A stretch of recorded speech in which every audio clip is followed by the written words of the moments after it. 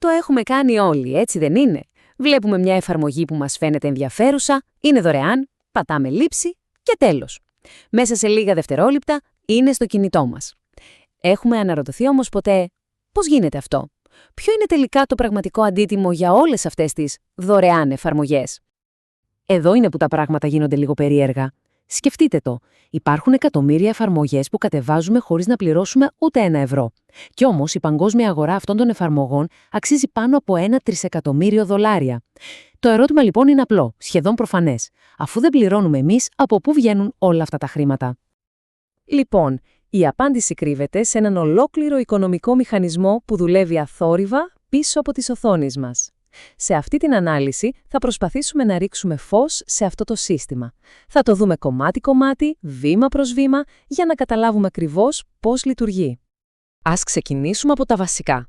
Από τα χρήματα που όντως βλέπουμε να αλλάζουν χέρια.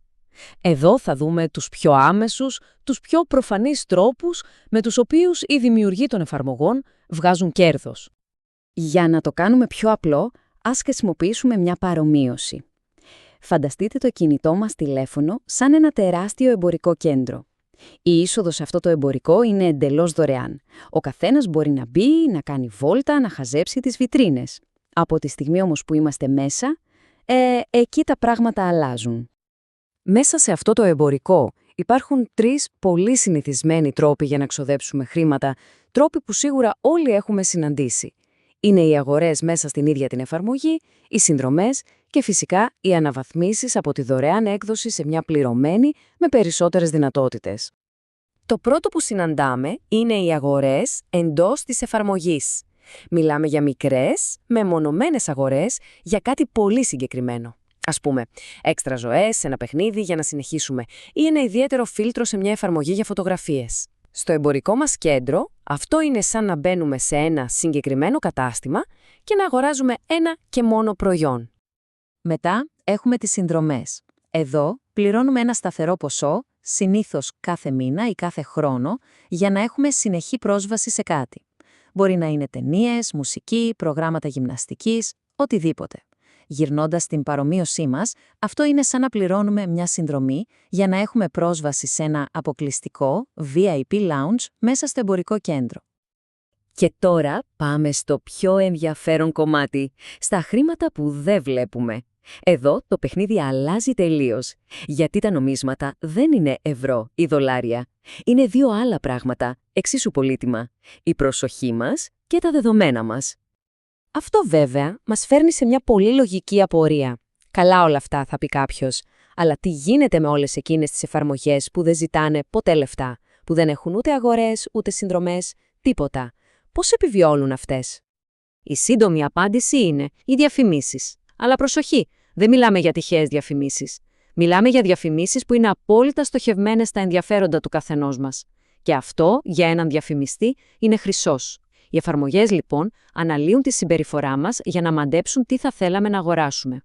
Στο εμπορικό μας κέντρο, φανταστείτε τις ψηφιακές ταμπέλες να αλλάζουν διαφημίσεις ανάλογα με τα μαγαζιά στα οποία μόλις μπήκαμε. Και κάπου εδώ έρχεται η επόμενη απολύτως λογική ερώτηση. Μα πώς γίνεται να ξέρουν οι διαφημίσεις τι μας αρέσει, από πού το μαθαίνουν? Εδώ μπαίνει στο παιχνίδι η έννοια των προσωπικών δεδομένων. Και πρέπει να είμαστε πολύ, μα πολύ σαφείς. Όταν λέμε δεδομένα, δεν εννοούμε τους κωδικούς μας, ούτε τα στοιχεία της πιστωτικής μας κάρτας. Μιλάμε για πληροφορίες που έχουν να κάνουν με τη συμπεριφορά μας.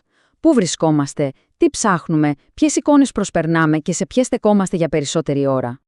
Η διαδικασία είναι αρκετά απλή. Πρώτον, εμείς απλά χρησιμοποιούμε την εφαρμογή. Δεύτερον, καθώς τη χρησιμοποιούμε, η εφαρμογή μαζεύει αυτά τα δεδομένα συμπεριφοράς. Τρίτον, τα δεδομένα μας μπαίνουν σε μια τεράστια δεξαμενή μαζί με τα δεδομένα χιλιάδων άλλων χρηστών και δημιουργούνται ανώνυμα προφίλ. Για παράδειγμα, το προφίλ γυναίκα 30-40 ενδιαφέρεται για ταξίδια και μαγειρική. Τέταρτον, αυτά τα προφίλ πωλούνται σε διαφημιστές. Και έτσι, πέμπτον, καταλήγουμε να βλέπουμε διαφημίσεις που ταιριάζουν γάντι στο προφίλ μας. Ας γυρίσουμε στην παρομοίωσή μας για να το καταλάβουμε καλύτερα. Είναι σαν να υπάρχουν αόρατοι detective μέσα στο εμπορικό κέντρο.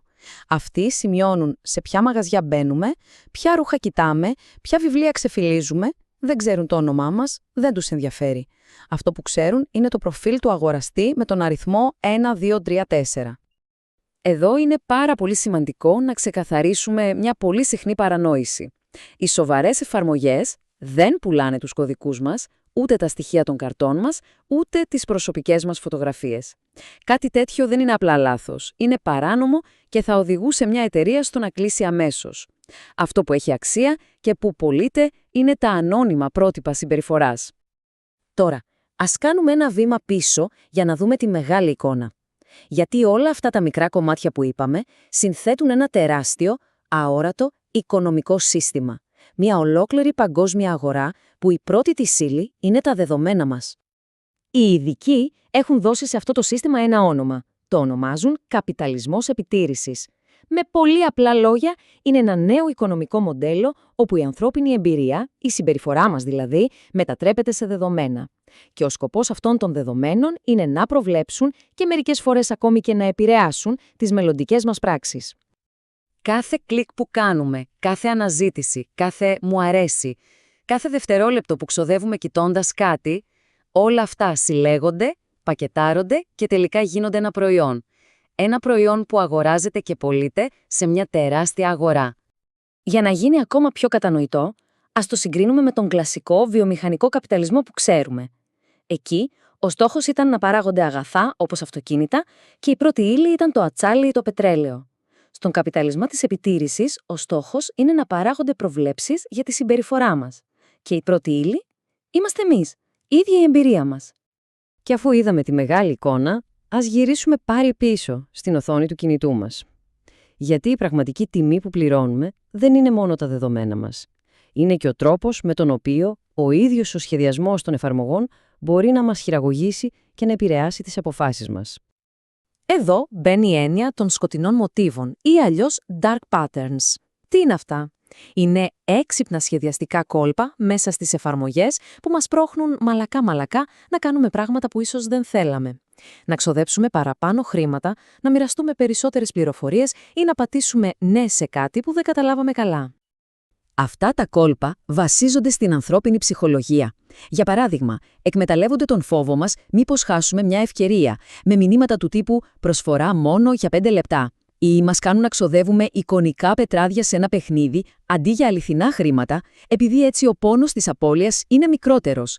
Και το κλασικότερο όλων, η εγγραφή σε μια συνδρομή γίνεται με ένα κλικ, αλλά για να την ακυρώσεις πρέπει να περάσεις από έναν ολόκληρο λαβύρινθο. Όλα όσα είπαμε λοιπόν μπορούν να συνοψιστούν σε μία απλή σκέψη. Την επόμενη φορά που το χέρι μας πάει να πατήσει το κουμπί «Λήψη», ίσως αξίζει να θυμόμαστε ότι το πραγματικό ερώτημα δεν είναι πόσο κοστίζει η εφαρμογή, το πραγματικό ερώτημα είναι τι μπορεί να παραχωρούμε εμείς σε αντάλλαγμα. Και όλη αυτή η συζήτηση μας αφήνει με ένα τελικό μεγάλο ερώτημα. Ένα ερώτημα που δεν έχει μία σωστή απάντηση για όλους, αλλά ο καθένας μας πρέπει να το απαντήσει για τον εαυτό του. Ποια είναι τελικά η σωστή ισορροπία ανάμεσα στην απίστευτη ευκολία που μας προσφέρουν αυτές οι τεχνολογίες και στην προστασία της ιδιωτικής μας ζωής?